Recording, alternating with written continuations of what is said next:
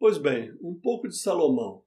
Depois das intrigas pela sucessão, o filho de Betseba foi ungido rei com Davi ainda em vida. Após a morte de seu pai, Salomão tratou de consolidar aquilo que Davi havia construído. Salomão se envolve em uma política territorial expansionista, se empenha em atividades comerciais e dedica boa parte dos recursos do reino a erguer muitas construções, até templo para deuses estrangeiros. Entre seus muitos casamentos, é bom que se diga que a maioria foi por razões políticas.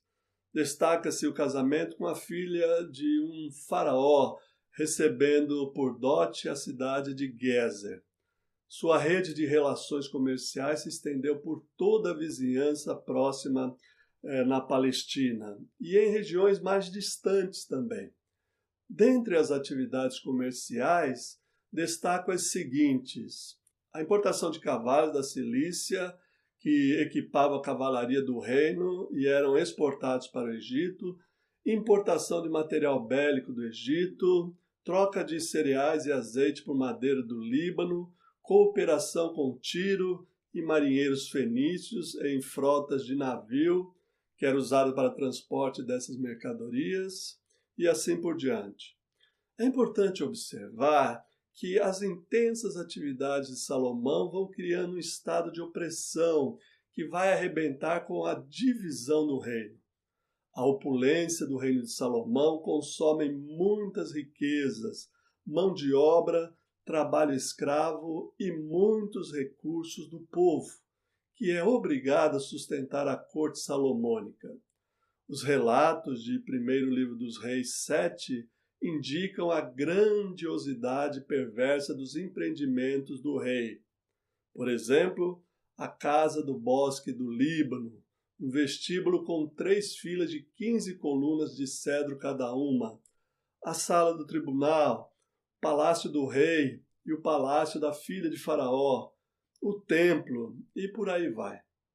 A situação do povo se agravou ainda mais, porque Salomão dividiu seu território em 12 distritos administrativos, responsáveis pelo sustento da corte, deixando de fora dessa divisão, é claro, a tribo de Judá, da qual provinham todos os altos funcionários do reino, enquanto o restante de Israel estava submetido a pesados tributos e trabalhos forçados.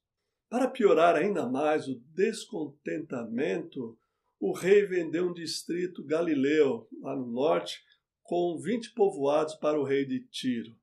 Ele fez isso para financiar construções no sul. Por tudo isso e por muito mais que eu não citei aqui, as tribos do norte começaram a se opor aos desmandos de Salomão. É aqui que entra em cena um profeta de nome Aías, que junto com o efraimita Jeroboão vai se opor a Salomão. De Aías e dos demais profetas eu vou falar nas próximas aulas. Só para lembrar, alguns profetas são mencionados atuando nesse período. O profeta Samuel, que está exatamente na passagem do regime tribal para o regime monárquico, o profeta Natã, que atua junto a Davi e é o mensageiro da aliança de Deus com a dinastia davídica, e o profeta Aías de Siló, que apoia a revolta de Jeroboão contra Salomão.